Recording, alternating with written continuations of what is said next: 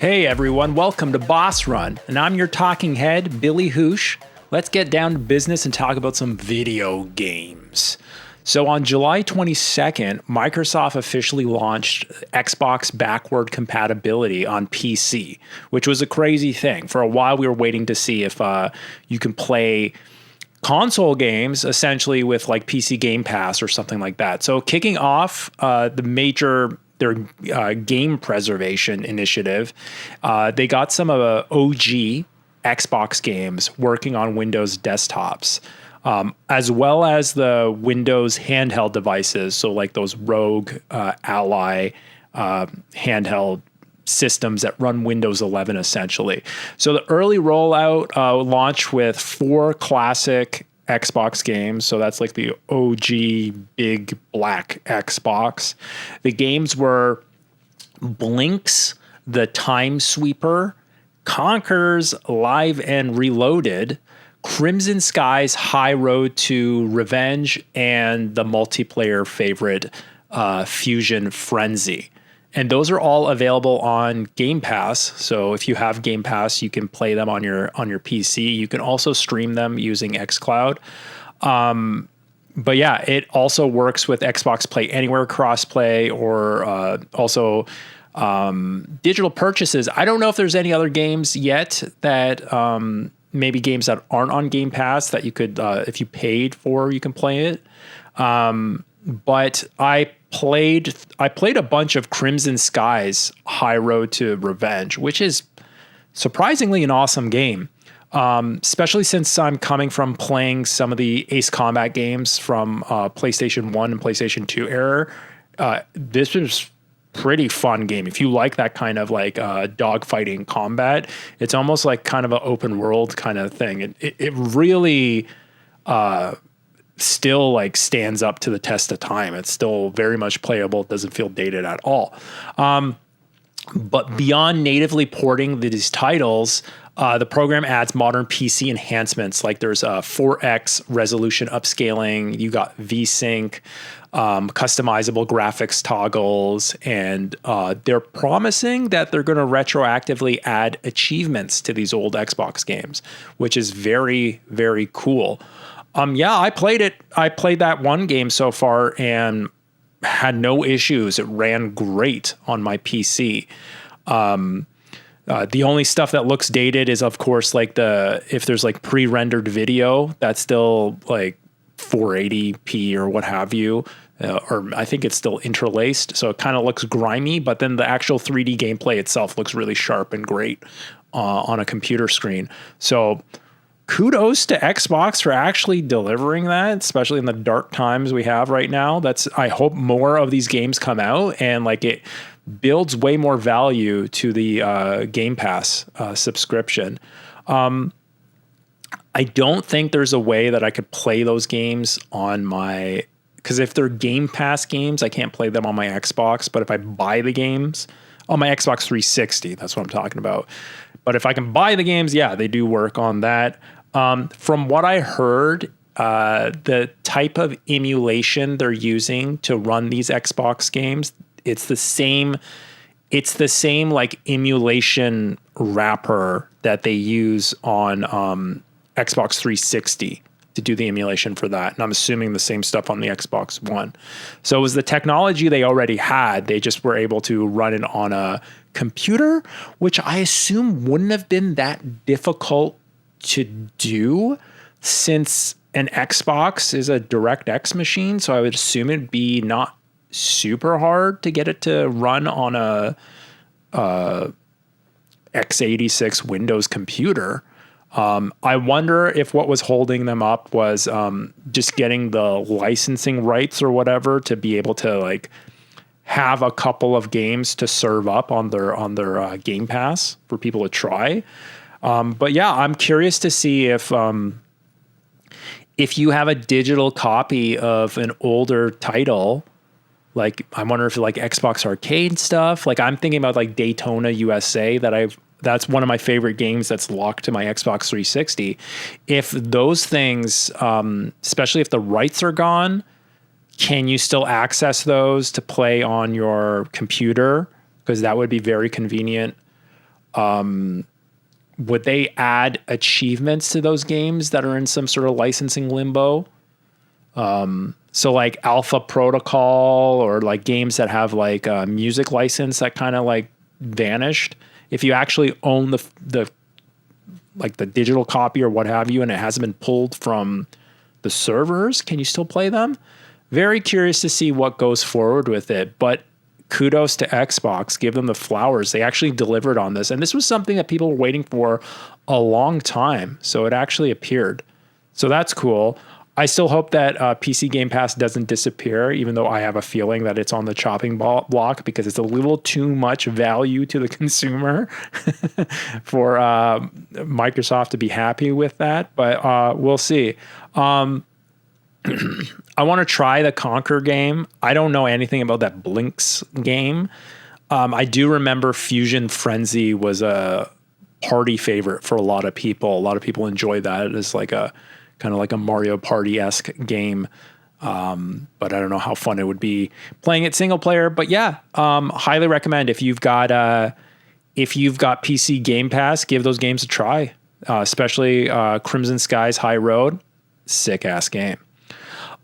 Then 2 days later, on July 24th, the PlayStation Network suffered a massive global outrage. I want to say outrage, but there was a global outrage and global outage that crippled nearly all of the online services for 6 hours, leaving players unable to sign into accounts, access multiplayer lobbies, buy titles on the PlayStation Store, or validate license for digital games. While service was eventually restored, the extended downtime reignited severe consumer backlash around Sony's move towards an all-digital infrastructure, especially following their recent announcement to end physical disc production in 2028. So the timing was impeccable, Sony. The event served as a stark reminder for gamers about the fragility of digital ownership and the reliance on constant server authentication just to play own titles.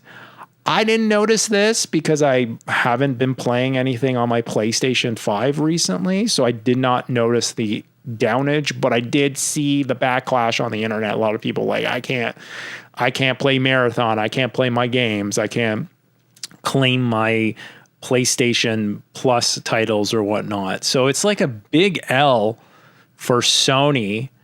And I see a lot of there is quite a bit of discourse online about Sony's move to this big announcement about going to all digital.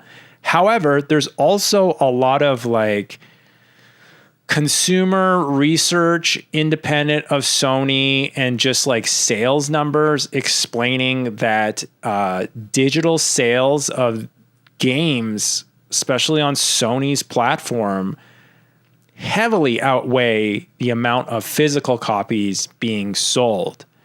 And if that is the case, it's hard to argue against that because it's a corporation that's trying to make as much money as they can. If they're only losing money on physical media, then you kind of understand why they would be axing it. Even though I agree that people should all have choices. Maybe you live in an area where the internet's not that fast and it's just easier for you to buy a physical copy of it. There's always cases towards having physical media, and some people just like collecting it as well. However, if it don't make dollars, it don't make sense for a platform. So I can see why and especially the way that Sony's trajectory is going, PlayStation players at this point, since the PlayStation 4, they have probably accumulated these large digital libraries of games. So even if you have the lowest tier of the PlayStation subscription service just to be able to play online and have your cloud saves, you still get some free games every month and they kind of accumulate. So that is like, even for me, like a lot of physical games I have on my PlayStation 4, well, eventually they came out digitally on the PlayStation Network, and I have the digital version of them. And like, if honestly I wanted to check out a title, like, are you going to just like directly download it on your PlayStation from your digital library, or am I going to go and dig out the Rubbermaid tubs of like games that I'm hoarding in the basement and like pick one out or what have you? Like, honestly, like the convenience will always triumph. Unless there's like content that's like taken out of it, or it's a title that you can't have anywhere else. And that's very much the case. And I can see that for preservation, but that might be more of a fringe case scenario. I don't know.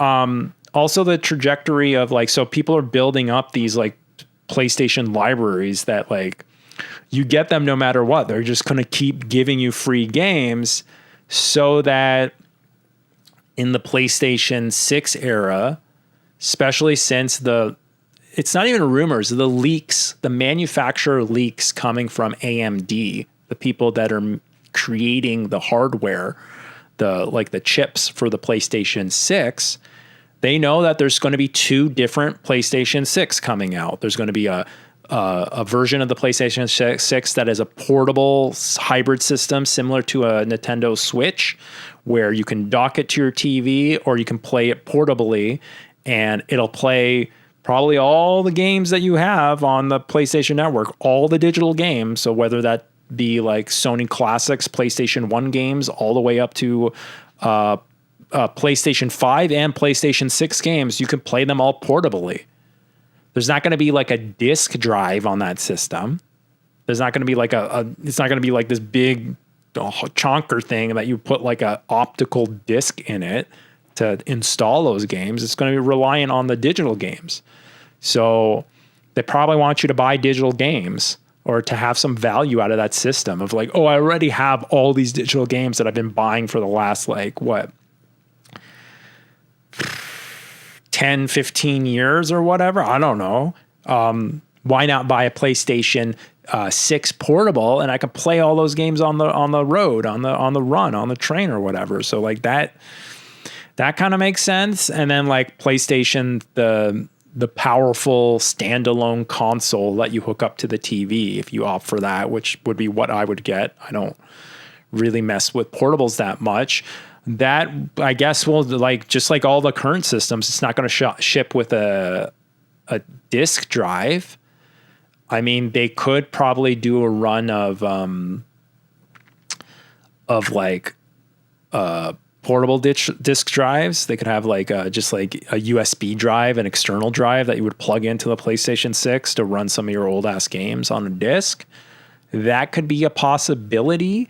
I could also see that being some sort of I wonder if that could be like a security issue where you could like take the firmware out of that disk drive. And I mean, like, all the systems are cracked anyways. Like even PlayStation 5 at a certain firmware level is cracked, and you can run like games on it and get through so like, I don't know, but I just can see that Sony already did the math, and the math is mathing in the way that they don't want to sell physical discs anymore. So that's unfortunate. Sony pretty much doesn't have any competition. I mean, like Xbox is not doing well. They were usually the direct competition with Sony to keep them in check. Nintendo, I guess, is their competition. Like Nintendo Switch 2 games at least are running to a certain level that current generation games run on them, even though they might be of lesser fidelity, but they do run on them. And Switch games, you do still get physical cartridges, as well as at the very least those key cards that, even though the data is not on them, you could take the key card out of your system and sell it to someone or lend it to someone, and they can play that. You can't relinquish your digital license to a PlayStation game and sell it to someone or lend it to someone. So at least Nintendo has that. So, but I still don't see Nintendo as being direct competition to Sony. I see Microsoft, like Xbox, being the competition to PlayStation. So yeah, I think for me, I started out always being a champion of physical media, especially with like 4K discs. At the time, I think I was like with 4K movies, I thought I was like, it was good to buy them and preserve them and stuff like that. But honestly, that was at that point where they weren't running that well off of a Plex server. Like it couldn't do HDR well. At that time, Plex wasn't able to do the tone mapping or whatever. But now that's all sorted, and I kind of am happy having like my own in-house digital archive of my media on a Plex server. And I kind of slowed down. I slowed down buying physical media for film. I still buy physical media for PlayStation games and Switch games, but I've been deep into just focusing on like all my multi-platform games. Like I've said many times before, I buy on Steam. I buy on my computer, just because they cost less. And that's like a big thing. You know what? So like if Sony did what Nintendo's kind of doing, where like you could buy the digital copy and it's like $10 less. They don't do that. Instead, the physical copy is still cheaper. And then on the digital side, PlayStation tries to push you to buy like the digital deluxe releases that are only available on the PlayStation Store online. So it's like $10 more, or it's enticing you to pay $10 more. You can do that even with a physical copy. You can buy a physical copy of a game, the standard edition, put it in your PlayStation, and then give them an extra $10 for the digital deluxe upgrade, which whatever tchotchkes that you get, whatever the extra bonuses are. But it doesn't convert it to a digital copy. You don't get the digital license to it. You just get all those bonuses and stuff like that, which isn't as great. But yeah, like I said, like, I don't know, like I got my pre-order for Grand Theft Auto 6 is a digital copy. However, my pre-order for Wolverine is a physical copy. And I always now, like years ago, I stopped buying games. I used to buy my games off of Amazon. Like, I would say like 10 years ago, like Amazon had this thing with Prime, especially you would get like a student discount for Prime, and then for Prime would guarantee that you would get your physical games, your physical media on launch day, but that never worked out, that they removed it. So like whenever I pre-ordered a game from Amazon, it would always come like 3 days late, or like the Monday after the Thursday or the Tuesday that the game came out. So it was always terrible. Always a terrible experience buying, pre-ordering games or buying them from Amazon. So then I support a local store here in Ontario, Video Games Plus, no affiliation, no nothing, no kickbacks or whatever. And they send their games on time. They always arrive on time. They always arrive on launch day. So always by noon when the game comes out, I get the game, and they usually send you some stickers. They give you some sort of like rewards points that you can trade in for like $5 or $10 off your next purchase. And I've been happy with them. I've been happy with them. So I will still buy like physical media for this console generation, but I can see next console generation, I guess, just like moving on, right? It's unfortunate, but yeah, I guess I move on.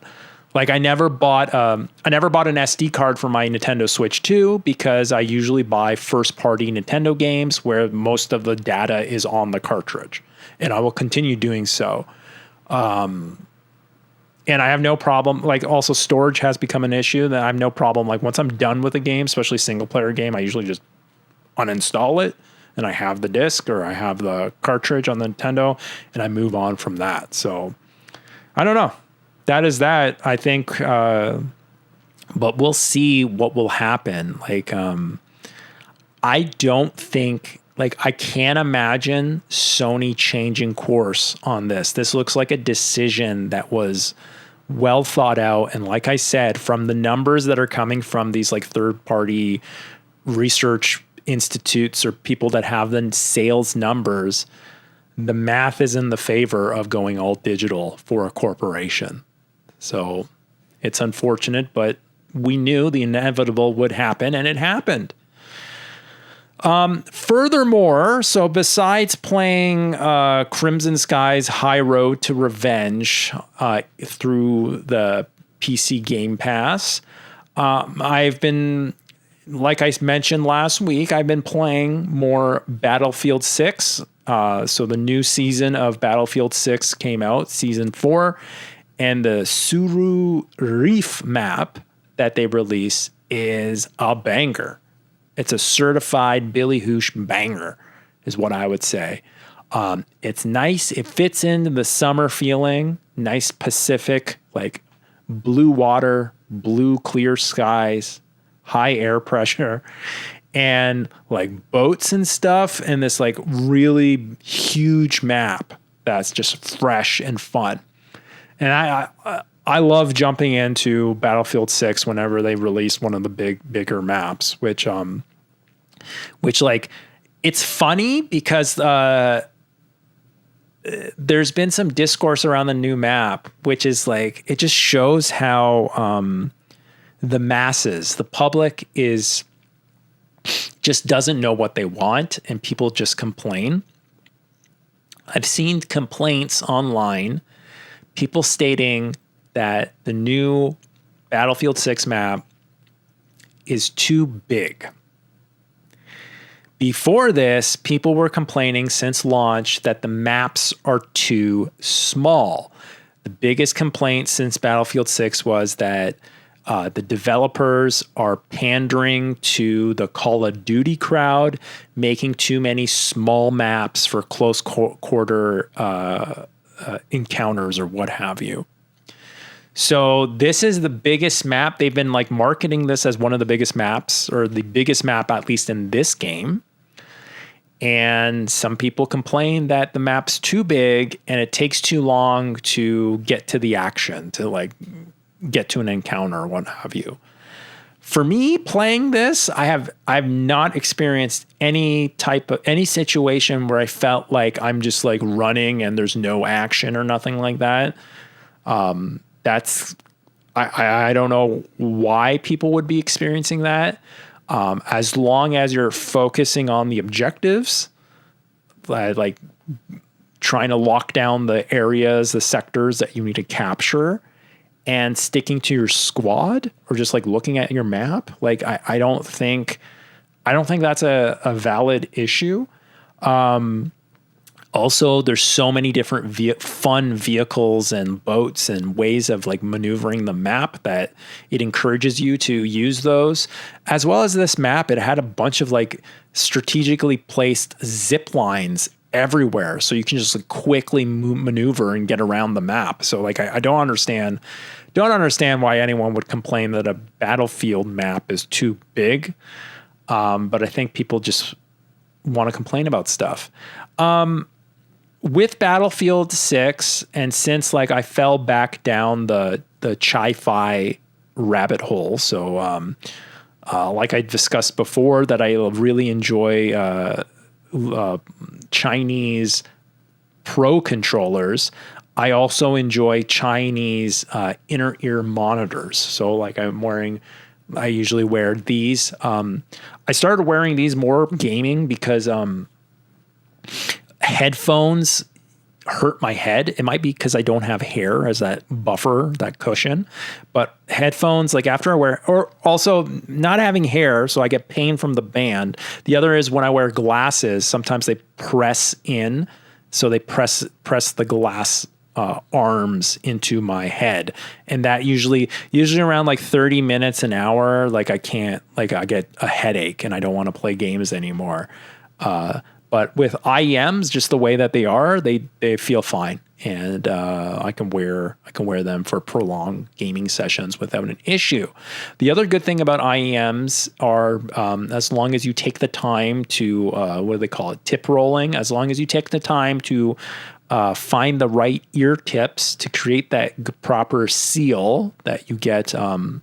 You're able to, because they don't have ANC or whatever, active noise control. So if you are used to like AirPods Pro or what have you, or like headphones that have ANC, noise cancellation, these don't have noise cancellation because they don't need it, because if you properly pick the right ear tip, it'll seal your ear holes so that the sound is immersive, and you get that full directional audio effect.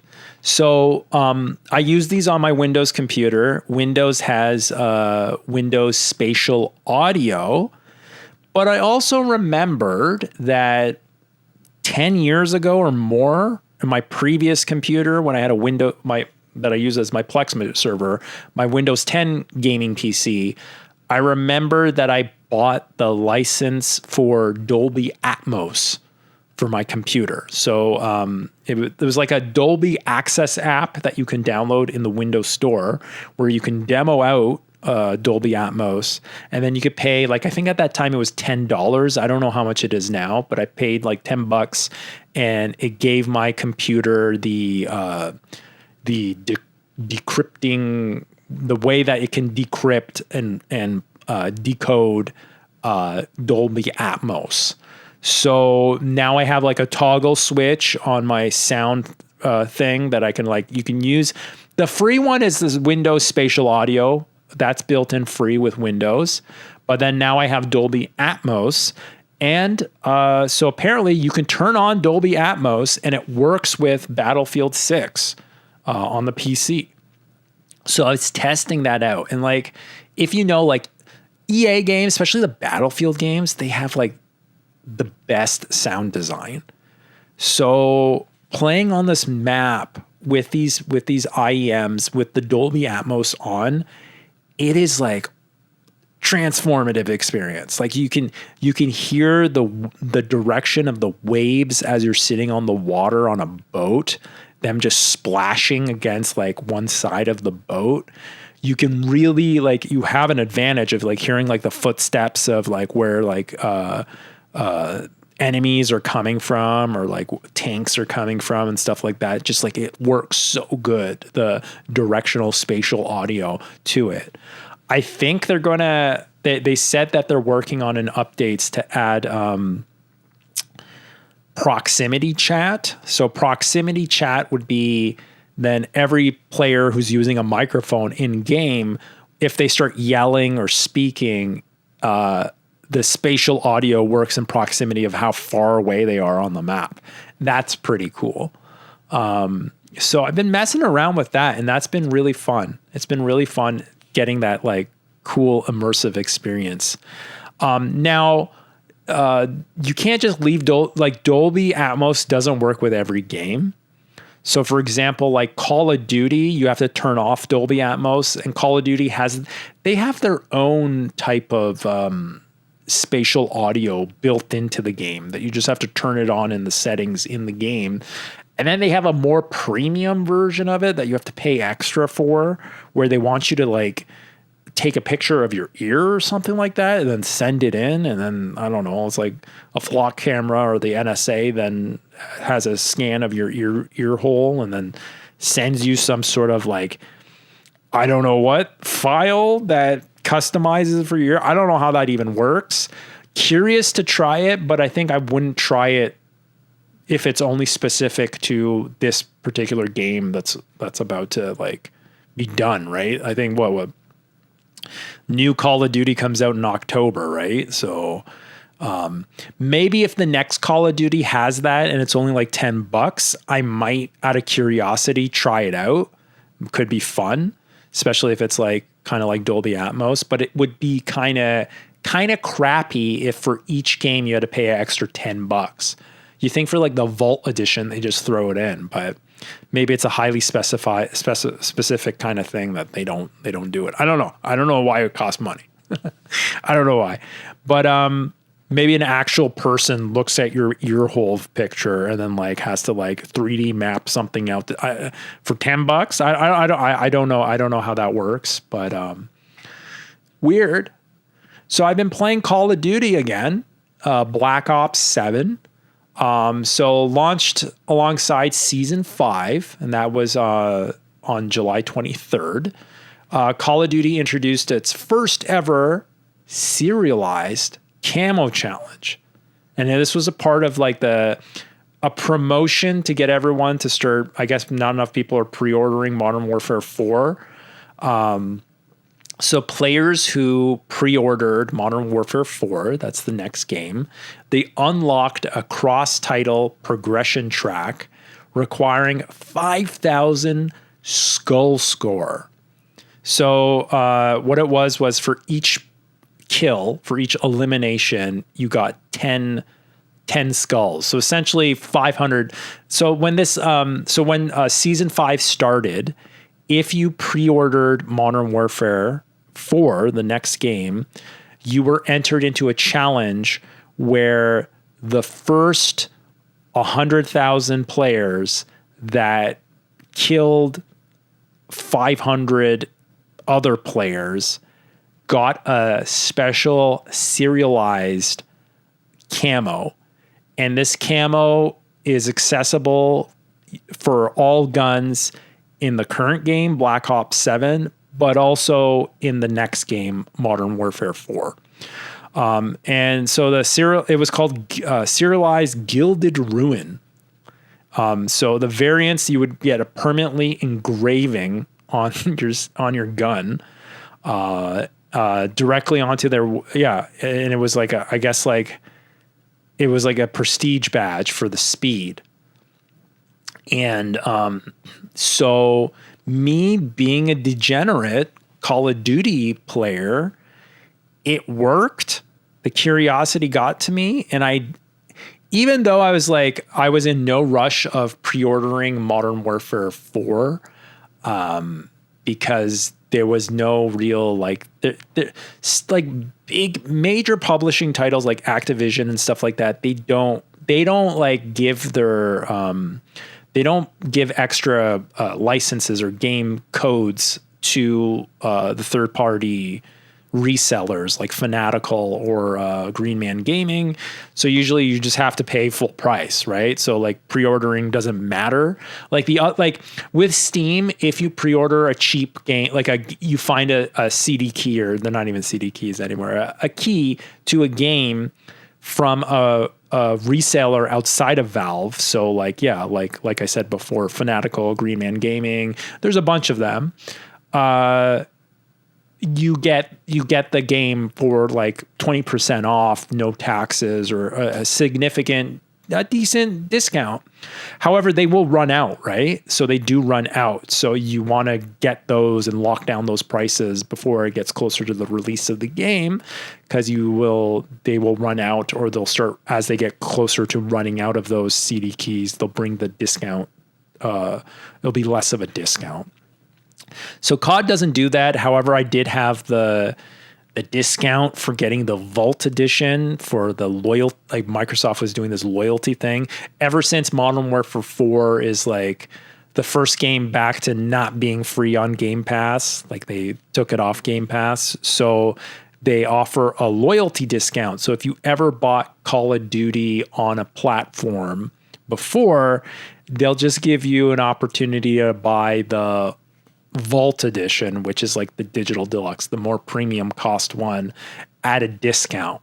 Which in this case, I was like, I'm okay with that, because I usually do get at least I get the first battle pass, and the cost with the loyalty discount was the same price of buying the game at full price with the battle pass. I think it was actually a little bit cheaper.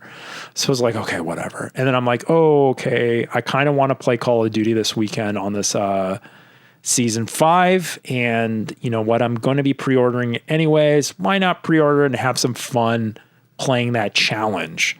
So What was the 23rd? Was that a Friday or the Thursday? That was a Thursday, the 23rd.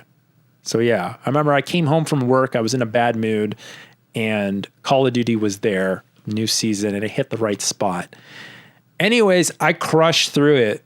I crushed through the challenge. I played through it, and I am number 41,858 of 100,000 Call of Duty players who got this challenge.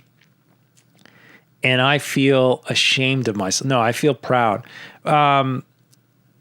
What's interesting about this is it almost feels like that's the kind of stuff that like NFTs kind of made popular.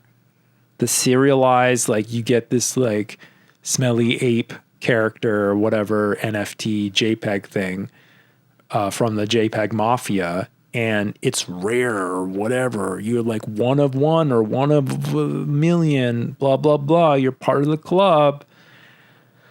So it's that kind of stuff. And I know like the crypto crowd, the people making NFTs, they wanted to marry NFTs to gaming. And there were a lot of like big companies that were experimenting with that. I never understood that because I didn't see what the value would be to the game company. Like, if anything, the value is kind of leaning, like using like blockchain would value more, it would be more of a value proposition to the consumer, but still like, I don't think the platform would want that. So like for a consumer, the whole thing about an NFT would be like, okay, if I have like, I get these cosmetics from Fortnite or Call of Duty, I'm able to sell them or transfer them to another person using like blockchain, or I can auction them. This was stuff I think like Diablo 2 experimented with like these kinds of like auctioning markets, and it never went well because it always just creates like a gray area and like all these problems arise from it. The way with like NFTs, I guess they were spinning it with like crypto, was that it's built in that with every sale, it automatically gives a cut back to whoever, like Activision or Epic or whatever like that. So as a way for like the platform to safeguard the profits. But why would they care about that? Why would they care about that at all? Especially the way like in-game purchases work on platforms, whereas like if you buy the in-game purchase on PlayStation gets a 30% cut. If you buy it on Valve on Steam, Valve gets that 30% cut. So like it's very messy in that sense, and this would just take it off the platform. And I'm pretty sure every platform has rules against like you can't make these purchases or do this stuff unless the platform itself gets a cut. So it just didn't make any sense. The same goes with like I was initially thinking of buying Modern Warfare 4 on the Microsoft store because I have Game Pass, and then apparently on my birthday I'm able to get like a big discount or something. I don't know if it's a big discount. I am supposed to get a discount on any game I buy on my birthday. I don't know what percentage it is, but it's something. And I'm like, well, what? Maybe I'll just buy Call of Duty instead of on Steam. I'll buy it on Microsoft Windows Store since I can't get a cheap Steam key for it anyways. But then I looked into it that all those COD points that I accumulated throughout the years from playing all the different CODs, and those COD points do carry over to the next game, they're locked to the platform you earn them on. So I have like $90 Canadian worth of COD points from earning them through playing battle passes, but they're locked to Steam. When I log into the game on the Game Pass version of it, those COD points aren't in the store. They don't show up in my balance. If I log into it on my PlayStation, they don't show up. Just the games the COD points that I earned on my PlayStation. And I remember at one point when I forget which Call of Duty it was, I double dipped like a crazy person. I had it on my computer and on the PlayStation. So I ended up just like buying the battle pass on the PlayStation using the PlayStation COD points, but then playing the game on my computer so that I would deplete the balance from the PlayStation and then earn them on my computer. Because I knew moving forward, I just wanted to play COD on the PC, and I stopped playing it on the PlayStation. So like, that's why that stuff does, like, the blockchain stuff is just like dead in water, applying it to video games. Cause like, they're not like the payment system, the way platforms work. It's just not feasible. Like none of the corporations are going to do that. So yeah, I mean, like this rarity thing of like having a rare camo or serialized camo. I mean, it was fun just doing the challenge. But it is still kind of goofy.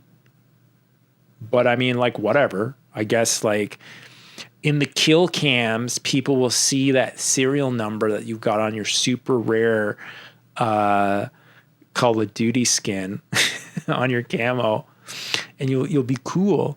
I like, honestly, 100,000 is quite a bit, right? I would assume so.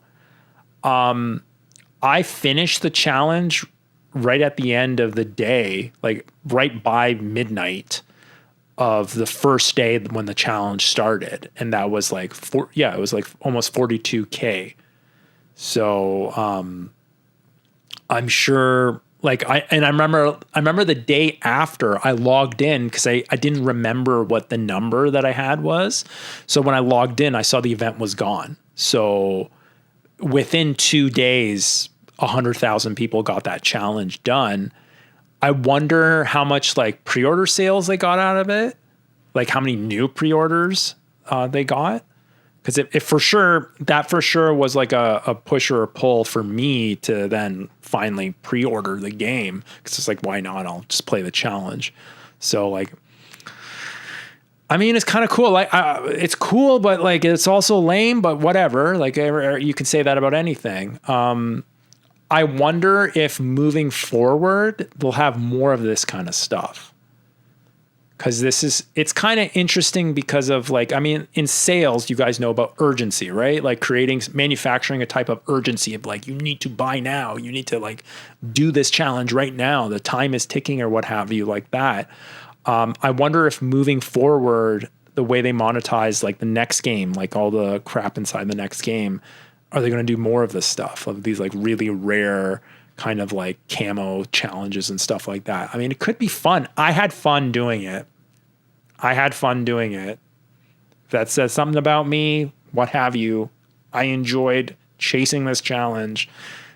Even though like I don't even use the camo in this game, it was kind of fun. It was a reason to just like turn my brain off and like blow off some steam playing Call of Duty. And I enjoyed it. It was good. Nothing wrong with that. Anyways, that's it for today. Next week I'll have some impressions of Halo Campaign Evolve. That's coming out soon. I'm playing on the Game Pass. It's been out. So like reviews have been out for that game, and it's been getting a lot of like 7 out of 10 kind of reviews and stuff like that. I'm curious, by the time it comes out, maybe there'll be some patches, maybe things will be a little bit different. I've got a crew of people to play multiplayer on to try to like play through it and get all those skull challenges. And I've never played the original Halo campaign. So for me, it's not a nostalgia trap. It's completely new. However, the one criticism say that the game design does feel like you feel the date. It feels dated. So I wonder if that would be something for me. Like when I played Gears of War Reloaded, I gave that a try, and I felt that gameplay was way too dated for me to enjoy, and I stopped playing it. So I wonder if it'll be the case with this Halo Campaign Evolved remake. We'll see. I mean, I still like first-person shooters. It might be fun. We'll see. We'll go rip through it. Once again, it's Game Pass, so no loss besides like $17 Canadian per month. But yeah, I'll be back with some impressions of that game. I don't think anything else is coming out anytime soon. I do have eyes on that another Game Pass game that is getting some buzz, but it'll be on all other systems. Is that shoot, I can't remember, the Beast of Reincarnation, is it called? Beast of Reincarnation. It's the new game made by Game Freak, creators of the Pokemon series. They're making a game that is not a Pokemon game. It's a game that kind of looks like Stellar Blade or something like that. I think it's called Beasts of Reincarnation, and that's going to be on Game Pass. So I'll be playing that on Game Pass on my computer, but it'll be out on all the other systems as well. That comes out, I think, August 4th. So not next week, the week after. I'll have some impressions of that. Anyways, you guys, all be good to each other and good to yourselves. Take it easy, and I'll see you next week.